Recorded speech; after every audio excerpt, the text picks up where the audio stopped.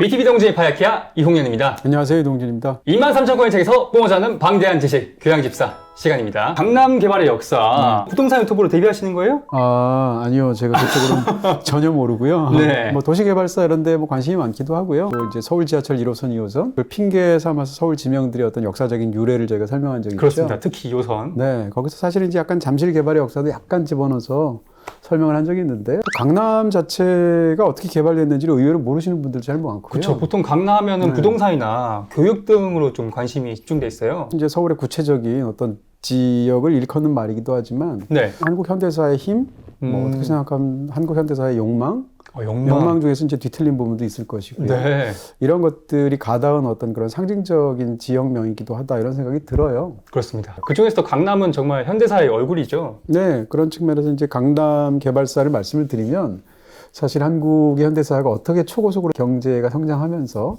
다른 한편으로는 그 사이에서 어떤 또 무리한 일들이 있었고, 또 어떤 빛이 있는 반면에 그늘이 있었는지를 함께 조망할 수 있는, 그늘까지. 네, 그런 측면에서 오늘 한번 강남은 어떻게 개발되었는가라는 주제를 한번 모아봤습니다. 사실 이제 강남이 어딘가에 대해 생각이 다를 수 있어요. 네, 범위부터. 강남, 네, 어디가 강남 같으세요?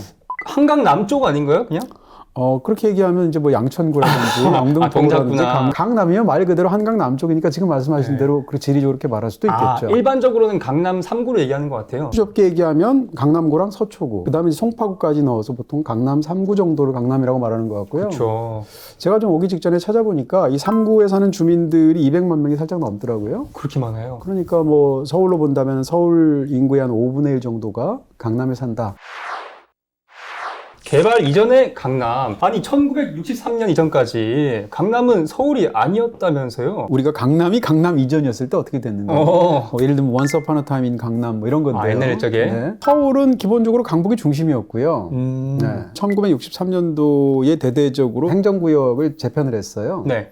그렇게 해서 그 당시에 서울이 거의 사실상 2배가 갑자기 늘어나게 되거든요. 근데 63년도 이전까지는 이 뭐라고 할까요? 한강 이남 지역 중에서 서울의 일부분으로 편입된 곳은 영등포 일부분밖에 없었어요.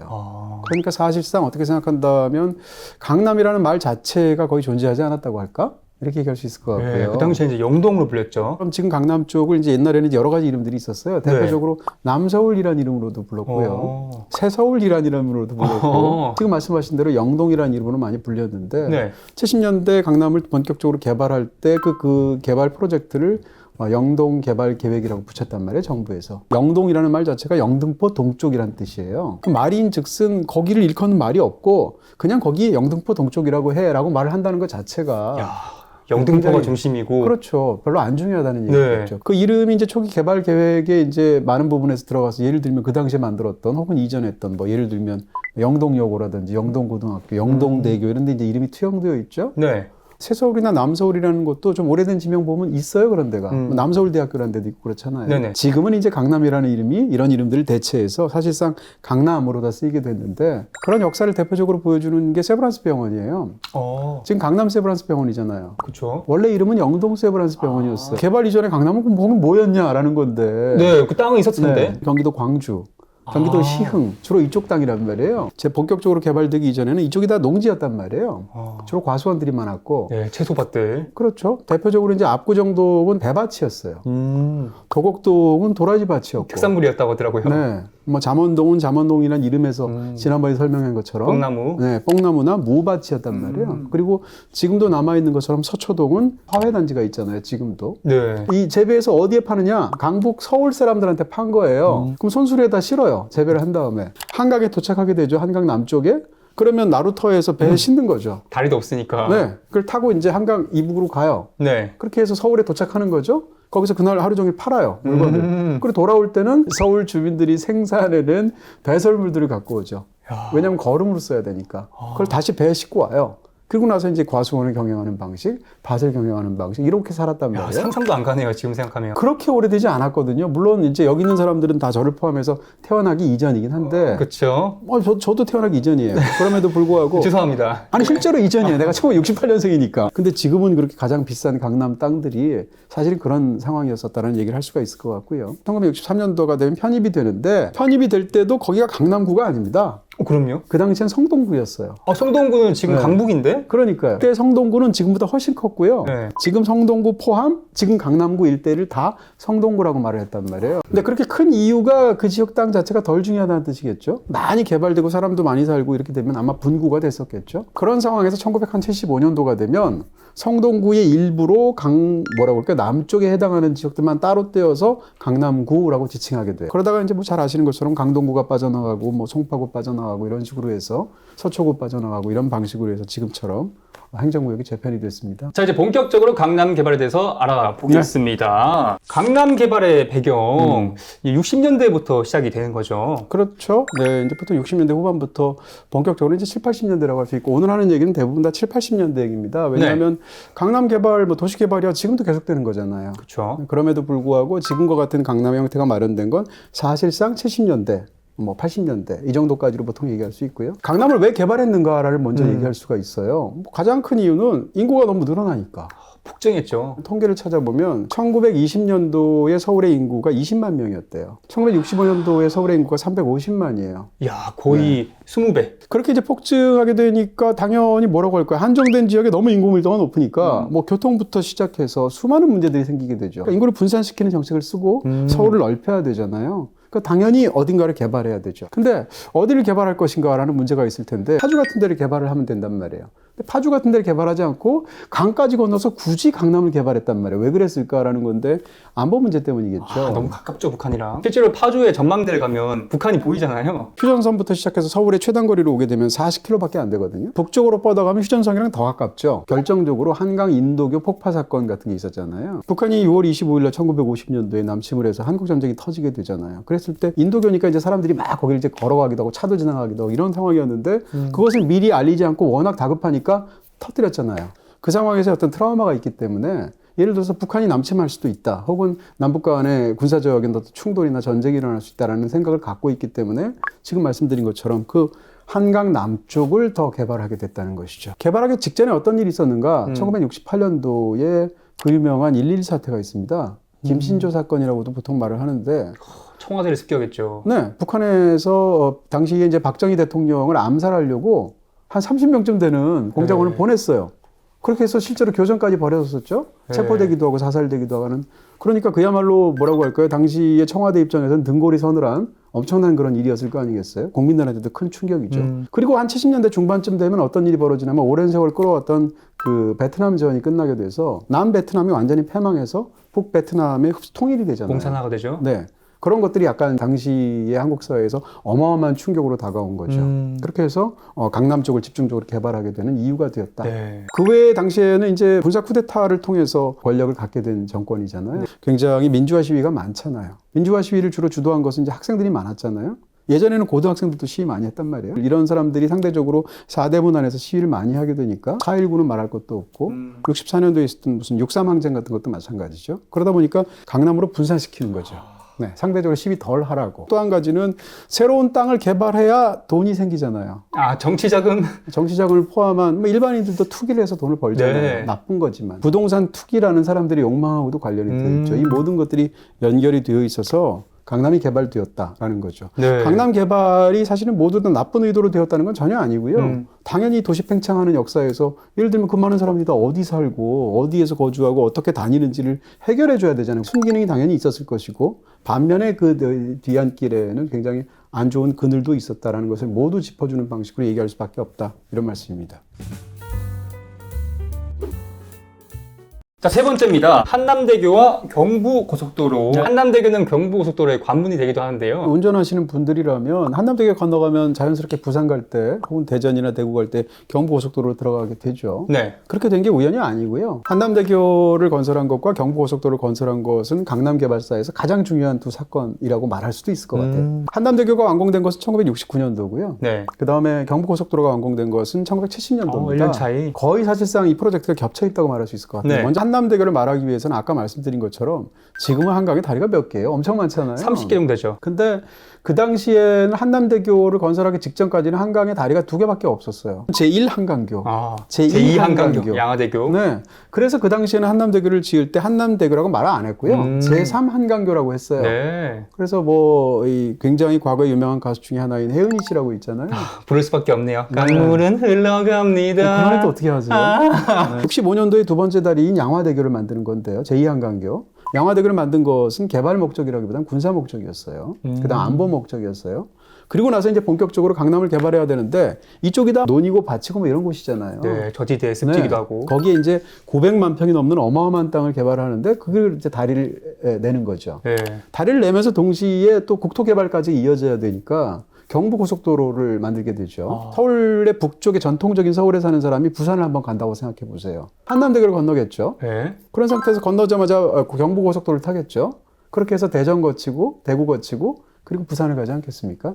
이런 방식으로 개발하다 보니까 한남대교 그 위치에 생기게 된 것이고 그다음 한남대교를 건너게 되면 경부고속도로가 이어지도록 만들어진 것이죠. 이렇게 해서 이제 국토개발계획에 어떤 큰 청사진이 있었다는 얘기를 먼저 할 수가 있고요. 한강 다리들 중에 절반 이상이 현대건설에서 건설했어요. 근데 이 다리들이 이제 대한민국의 많은 그런 어떤 개발의 역사들인 그런 것처럼 압축 성장을 했잖아요. 초고속 성장. 네. 그것 자체가 이제 한강의 기적이라고 불리는 어떤 굉장한 성과이기도 했죠. 다른 한편으로는 수많은 부실이나 이런 것들이 드러나기도 했잖아요. 다리가 생각보다 교각이 굉장히 많아요. 한강 다리들이. 그 당시에 건설한 다리고. 이쁘지 않더라고요. 기능적인 면에서는 빨리빨리 만들어서 우리가 써야 되니까 그렇게 네. 하고 그다음에 비용을 적게 들여야 되잖아요. 교각을 많이 건설하는 게 보수 비용이 훨씬 적게 든대요.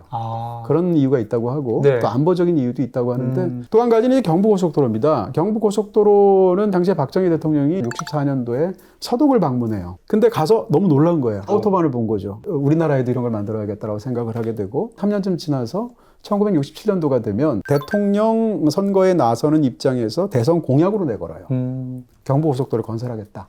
그 다음에 이제 집권을 한 다음에 68년도에 본격적으로 건설을 해서 2년 만에 이제 2년 살짝 넘는데 준공을 하게 되는데요. 근데 이 경부고속도로를 만든다는 것은 이제 대역사란 말이에요. 요즘 이런 걸 한다고 생각하면 복잡한 일이 한두 가지가 아니에요. 고속도로를 건설하려면 그 땅을 매입을 해야 되잖아요. 국가에서. 네. 땅 주인이 있을 거 아니에요. 옛날에도.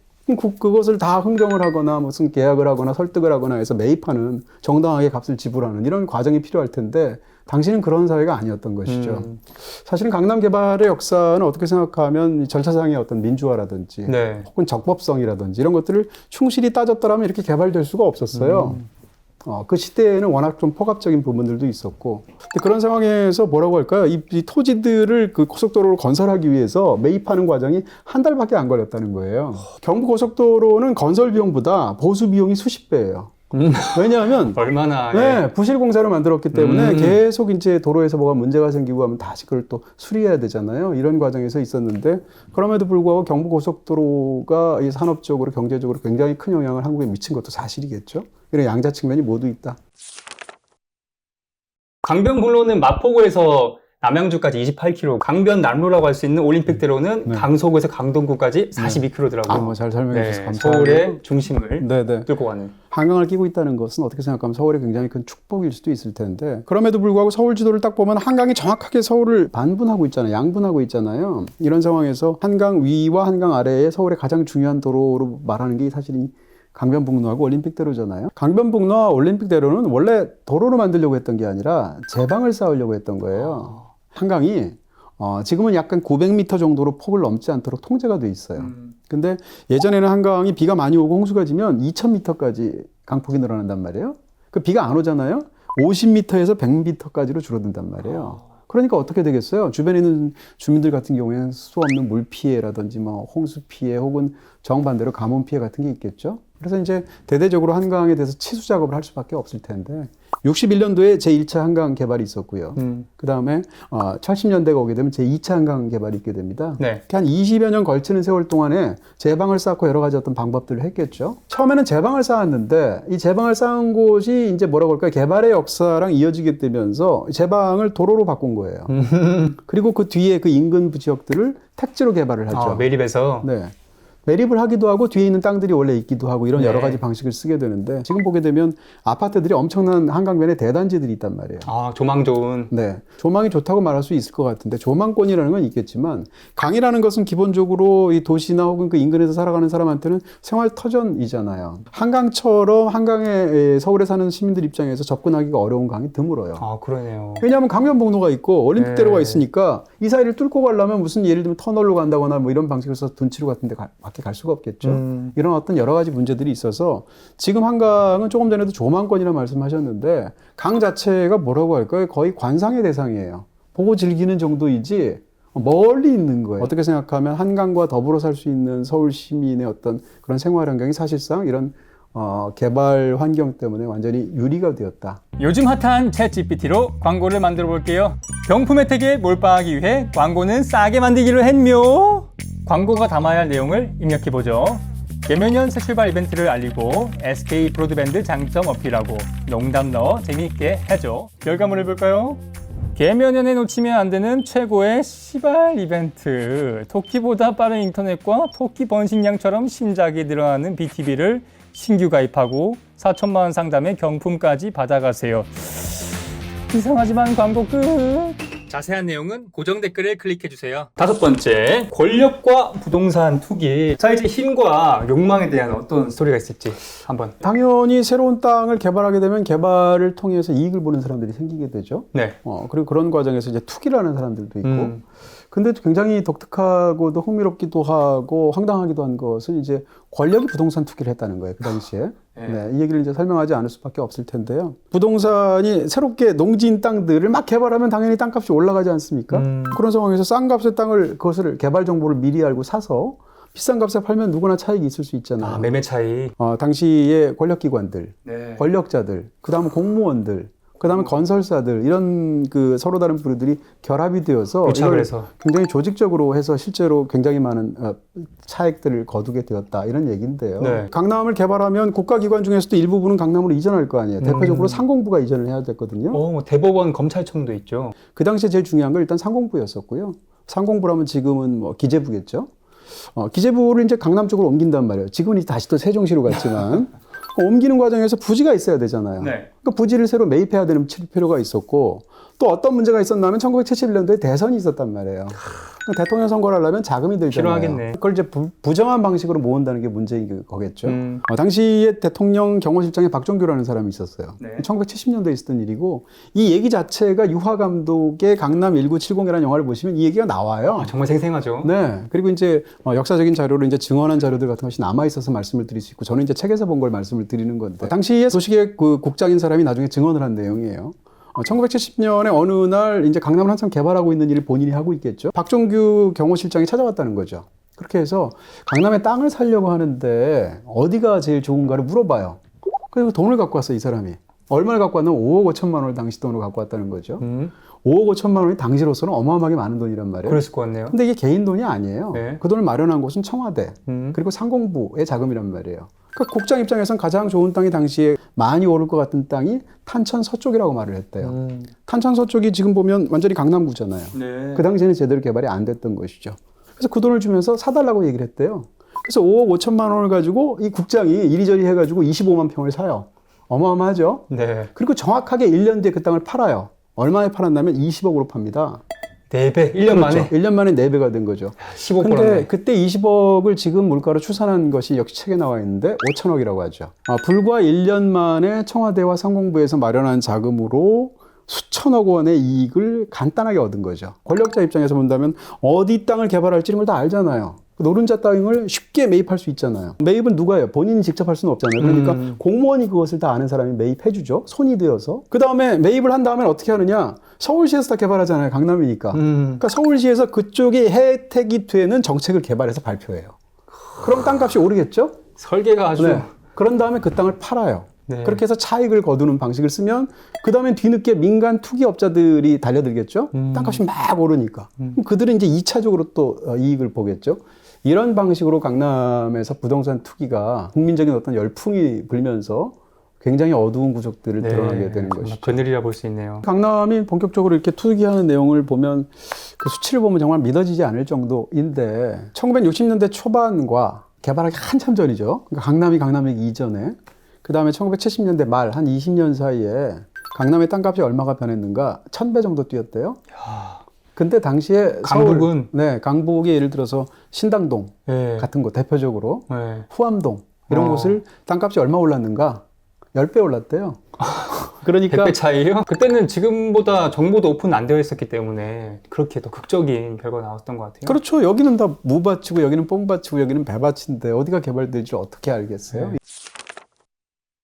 자, 이번엔 드디어 네. 강남 8학군이라고 하는 맞아요. 네, 그 네. 이름이 생기게 된 배경을 한번 들어보겠습니다. 강남이 어떻게 이렇게 한국 사회에서 많은 사람들이 선망하기도 하고 동경하기도 하는 그런 지역이 되고 그렇게 부동산 불패 신화를 만드는 지역이 됐을까라고 말할 때 여러 가지 이유가 있겠죠. 그 중에 하나는 8학군하고 관련이 있죠. 한국 사회에서는 워낙 그 교육에 관한 열기들이 뜨거운 사회로 유명하지 않습니까? 강남구, 뭐 서초구 일대 이런 걸 8학군이라고 보통 많이 이야기를 하잖아요. 이게 그러니까 그 당시엔 당연히 학교가 없었겠죠. 논이고 밭이고 이런 지역이었을 테니까. 근데 아까 말씀드린 것처럼 강남을 개발하면서 학교를 이전하는 문제를 본격적으로 엑셀을 밟게 되는 거죠. 여러 가지 이유가 있죠. 일단 학교들이 대부분 다 명문 학교들이 다 사대문 안에 모여 있었거든요. 네. 고등학교들. 그 당시에는 무슨 5대 사립이니 5대 공립이니 해서 그 명문들이 있었단 말이에요. 무슨 경기고등학교, 휘문고등학교, 양정고등학교 뭐 이런 식으로. 그렇고. 근데 이런 학교들을 국가기관에서 강제로 강남 쪽으로 이전하게 하는 거예요. 이제 학교 입장에서는 강남 가고 싶겠어요? 그 당시에? 안 가고 싶을 거 아니에요. 당시의 권력은 뭐 아무도 제어할 수 없는 그런 유신 이후의 시퍼런 그런 상황이었었고. 불도저였죠. 네. 기본적으로 너무 과밀하니까 이전을 하기도 해야 돼요. 꼭 강남이 아니더라도. 어쨌건 해소를 해야 되잖아요. 그런 어떤 그 도시 개발의 필요성이 있었을 것이고. 그 다음에 말씀드린 것처럼 강남에서도 학교가 필요하기도 하고. 그리고 또 아까 말씀드린 것처럼 시위랑 관련된 부분이 있단 말이에요. 멀리 분산시켜 놓으면 그 시위의 동력이 굉장히 약할 거 아니에요. 그리고 또 한 가지는 1974년도가 되면 서울시에서 뭐라고 할까요? 그 평준화가 돼요. 쉽게 얘기하면 이제 뺑뺑이로 가는 거죠. 그렇게 바뀌게 되니까 명문이라는 것도 예전하고 다르게 되죠. 가장 대표적인 것은 이제 경기고등학교죠. 경기고등학교에서 경렬이 반대했지만 결국 갈 수밖에 없으니까 종로구에 있던 학교를 지금 삼성동에 있잖아요. 그래서 이전을 시켰고요. 휘문고등학교 같은 데 78년도에 옮겼고요. 제가 한양고등을 나왔는데 제가 입학했을 당시가 제가 1983년도에 입학했거든요. 그때 입학은 제가 왕십리에서 했어요. 근데 1984년도가 되니까 이 학교가 이전을 해버린 거예요. 근데 그 당시 기준에서 약간 교통도 지금 같지 않고 여러 가지 문제들이 있는데 네, 강북에서 강남으로 네, 나룻배 타고 넘어가신 거예요? 그 정도는 아니고요. 죄송합니다. 네, 제가 무슨 뭐 6.25 때 참전하고 이런 건 아니에요. 네, 훨씬 뒤에요. 사실 따지고 보면 별 차이도 없어요. 알죠. 네. 근데 어쨌건 형이죠, 예. 84년도에 제가 어쨌건 2학년 때 그걸로 갔는데 네. 제 입장에서는 막 그냥 1시간씩 걸리고 막 이런 데를 갑자기 가게 된 거잖아요. 그러니까 가기 싫어서 저희 집에서 가장 가까운 학교가 건대부고였어요. 네. 그래서 건대부고로 전학하려고 그랬거든요. 어. 근데 전학을 안 시켜줬어요. 학교에서.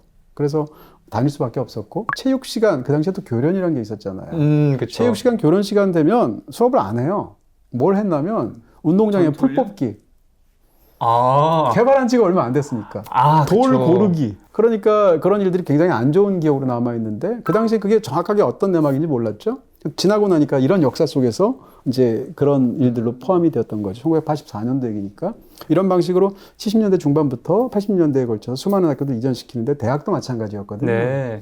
대학은 사립대학교는 많이 못 움직이고 국립대학교로 움직였어요. 대표적으로 서울대죠.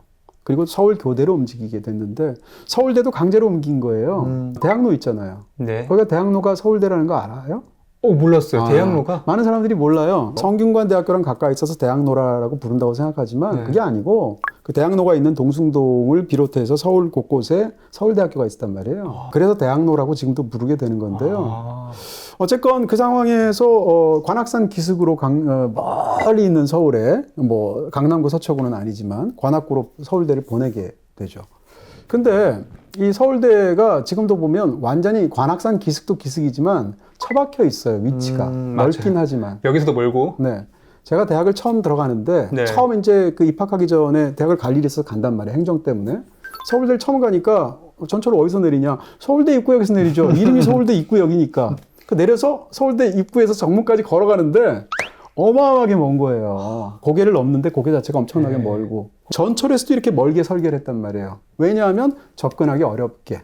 그리고 관악산 기슭에. 그렇게 했던 이유는 시위랑 관련이 있겠죠. 사립대들은 그럼 어떻게 했는가? 사립대들은 지방으로 분산시켰어요.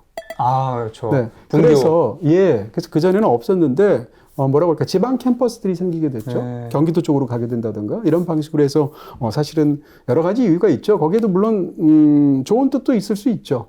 그렇지만 지금 말씀드린 그런 뜻도 분명히 있었을 것으로 추산이 되고, 생각이 되고, 그 상황에서 어떻게 생각하면 서울에 밀집되어 있는 운동권들을 지방으로 확산되는, 어떻게 생각하면 정권 입장에서는 생각도 못한 그런 역효과가 났다고 볼 수도 있어요. 그렇게 분석하시는 분들도 있고. 그런 측면에서 어쨌건 이런 굉장히 강남으로 강제로 학교를 이전시키게 된 데는 어두운 이야기들이 사실은 담겨 있기도 하다 이렇게 설명할 수 있습니다. 부동산 때 케이스처럼 또 서울시는 혜택을 많이 줬겠네요. 여러 가지 세제나. 그렇죠. 예를 들어서 똑같이 세금도 뭐 예를 들면 강남에 뭘 하면은 면세를 해준다거나 혹은 감면을 해준다거나 이런 방식을 쓰기도 했고요. 굉장히 많은데 뭐 예를 들어서 아파트도 서로 막 이제 강남이 막 개발되고 하니까 분양 막 받으려고 하지 않겠어요? 그런 상황에서 열풍이 막 일어날 거 아니에요. 어떤 일까지 있었냐면 정관 수술을 하면 인센티브를 줘요. 아, 애 낳지 말라고? 네, 당시에는 이제 인구 정책하고 관련이 되어 있어요. 네. 요즘은 사실은 반대죠? 네, 자녀가 많아야 네. 이익이 되는 그런 경우도 있잖아요. 네. 그래서 그 사람들이 집중적으로 그 당시에 그 혜택을 받은 곳이 반포예요. 음. 물론 반포에 그 당시에 아파트에 간 사람들이 다 그렇다는 게 아니라 일부분들이 그랬겠지만 그런 사실을 자조적으로 말을 해서 내시촌. 내시촌이라고 했단 말이에요. 저도 강남 아파트 하나 분양받을 수 있다면 바로 묻겠습니다. 자, 마지막입니다. 아파트 공화국이죠, 정말. 우리나라에 1,000만 호가 넘는 아파트가 있고 네. 인구 60% 이상이 아파트에 살잖아요. 그렇더라고요. 사실은 강남하고도 관련이 되어 있고요. 네. 아파트를 최초로 건립하게 된 게 강남 지역은 물론 아닙니다. 그럼에도 불구하고 이제 우리도 지금 아파트 하면 강남이 제일 먼저 떠오르잖아요. 그렇죠. 강남에 아파트가 처음 들어선 것은 1971년도예요. 공무원 아파트가 처음 들어서게 되는 건데요. 근데 공무원 아파트는 이제 여러 가지 이유가 있겠죠. 국가기관 입장에서는 가장 먼저 이제 공무원들이 솔선수범해라. 강남을 개발하는 과정에서 뭐 이런 걸 수도 있고 그런 상황에서 지금 논현동 쪽에 처음으로 아파트를 만들게 되는데 공무원들 입장에서는 아침에 거기서 한남대교를 건너서 출근해서 뭐 시청이나 근처에서는 이렇게 일을 하다가 퇴근하는 방식인데 출퇴근까지는 그렇다 치더라도 이 근처에 아무것도 없는 거죠. 너무 황량하니까 개발 초기니까. 그래서 많은 공무원들이 그렇게 분양을 받고 그 아파트에 살다가도 너무 불편해서 그 아파트를 팔고 다시 강북으로 회귀했다는 거예요. 지금 후회하고 계시겠죠? 근데 네, 본격적으로는 1976년도가 한국 아파트 공화국의 어떤 약간 뭐라고 가장 중요한 해라고 그럴까? 이렇게 말할 수 있고요. 당시 건설부에서 서울의 11개 지구를 아파트 지구로 발표를 하게 돼요. 그 중에 6개가 무려 강남에 있는 지구예요. 대표적으로 뭐 반포라든지 잠실이라든지 뭐 압구정 이런 데를 이제 발표하게 되는데 아파트가 필요한 부분도 분명히 있죠. 왜냐하면 좁은 공간 안에 많은 사람이 살아야 되고 이게 인구 과밀이 가장 중요한 어떤 요소로 사실은 강남을 개발하게 됐잖아요. 어찌됐건 그 아파트를 만드는 과정에서 아파트 지구를 76년도에 지정을 하고 그 아파트 지구 안에는 아파트만 건립하도록 돼 있어요. 혹은 아파트랑 관련되어서 딸려 있는 뭐 종합상가 이런 것만. 그러니까 어떤 문제가 생기게 되냐면 거기에 원래부터 갖고 있었던 군소 지주들이 있을 거 아니에요. 뭐 작은 건물이 있다거나 이런 거. 이런 것들은 다 어떤 식으로든 본인이 포기를 하고 팔아야 되는 거예요. 헐값에? 뭐 그런 과정에서 아까 우리가 이전 사례들도 보면 정당하게 대우받았을 리는 없겠죠. 네. 그런 어떤 여러 가지 문제들이 있었던 게 사실이고요. 그래서 초기에 남아있는 아파트들 뭐 예를 들면 무슨 개나리 아파트 그 당시에 이름이 그랬죠. 뭐 진달래 아파트 그 중에 하나가 음마 아파트예요. 그 음마 아파트가 1979년도에 만들었거든요. 예. 네. 근데 음마 아파트가 79년도니까 벌써 오래되긴 오래됐죠. 44년 됐으니까. 어쨌건 이렇게 해서 이제 아파트들이 이제 우후죽순으로 생기게 되는데 이 강남 지역들은 기본적으로 필지가 큽니다. 왜냐하면 강북처럼 오래전부터 사람이 산 데가 아니라서. 또 이 지역은 또 땅들을 대지주들이 많았다고 하고 이런 여러 가지 이유들 때문에 필지를 큼직큼직하게 해서 개발할 수가 있는 거죠. 그리고 또 이 말씀드린 것처럼 이 아파트를 만드는 과정에서 뭐라고 할까요? 최대한 효율 같은 걸 생각해서 아파트를 엄청나게 큰 대단지로 개발을 하죠. 외국의 아파트라는 데를 가봐도 저도 이제 제가 1년 정도 로스앤젤레스에서 그 방문연구원 생활을 하면서 거기를 1년간 체류한 적이 있었는데 아파트에 있었거든요. LA에서. 근데 거기 아파트는 우리 아파트하고 너무 다른 느낌의 아파트인 거죠. 근데 한국은 대단지 아파트 같은 게 생각나게 되죠.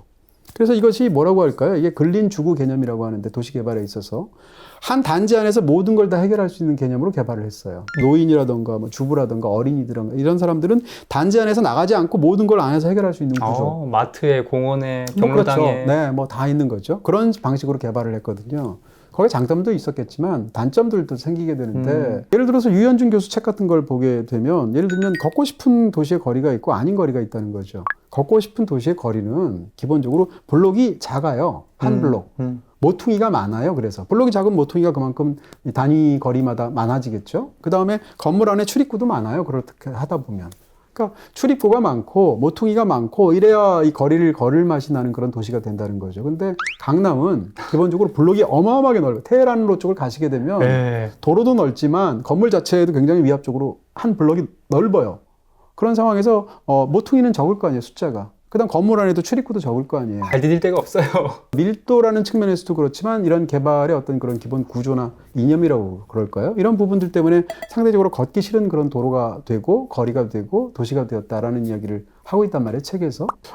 강북의 도로들은 막 구불구불하죠, 지금도. 왜냐하면 워낙 오래전부터 있던 것을 도로로 만들게 되고 이렇게 된 거니까. 근데 강남도로는 격자형이죠. 반듯반듯하죠. 그리고 도로의 그 차선의 넓이도 엄청나게 테헤란로 엄청나잖아요. 거기에 사람이 안 살았기 때문에 그런 도로를 넓게 했을 때 반대도 굉장히 많았대요. 왜냐하면 차가 없는데 1970년도에 이 경부고속도로가 완공됐을 때 우리나라의 자동차 대수가 다 합쳐서 12만 대였다는 거예요. 12만 대밖에 안 된 상황인데 지금은 2,500만 대거든요. 그런 상황에서 강남을 도로로 만들었는데 그 인도 쪽에 가까운 쪽의 도로 차선 2개는 아예 그냥 분리대를 만들어 놨다고 하고요. 거기를 리어카가 지나가게 했대요. 자전거하고. 왜냐하면 너무 통행하는 차가 없어서. 진짜로 말 그대로 상전벽해라는 생각이 다시금 들게 되고 지난 수십 년간 한국에 얼마나 큰 변화가 있었는지를 새삼 떠올리게 되는 그런 에피소드가 아닌가 싶습니다. 네, 설명하시면서 네. 영화도 좀 얘기하셨는데 네네. 그렇다면 오늘 추천 영화는? 뭐 사실은 영화적으로는 개인적으로 약간 아쉬움이 있는데요. 네. 근데 이 내용들이 가장 잘 담겨 있는 영화가 있습니다. 바로 유하 감독의 1970입니다. 네. 제가 말씀드렸던 몇몇 에피소드는 실제로 그 영화에 등장하기도 해요. 어쨌건 그 보시게 되면 당시에 얼마나 이상한 일들, 화려한 일들, 황당한 일들이 있었는지를 영화를 통해서 확인하실 수 있습니다. 강남 1970은 BTV에서 보실 수 있고요. 영화 월정에 오션에 가입하시면 무제한으로 감상하실 수 있습니다. 유하 감독님의 명작도 있지 않습니까? 비열한 거리. 그것도 같이 보시면 좋을 것 같습니다. 네, 오늘 제가 드린 말씀은 주로 이 5권의 책들을 참조를 했고요. 이 책들을 보시게 되면 아마도 훨씬 더 자세히 알 수 있는 그런 계기가 되지 않을까 싶습니다. 네, 오늘 정말 참신한 정보들이 많았던 것 같습니다. 두 번 보시고요. 다음 시간에 뵙겠습니다. 파이어! 곰 3마리가 따로 살고 있어. 그럼 결합할인은 어떻게? 그래도 결합 할인 받을 수 있지. 혼자 살아도 결합 할인해. 따로 살아도 결합 할인해. 예비 부부도 결합 할인해. 으쓱 으쓱 잘한다. 결합 할인 금액도 커졌다고?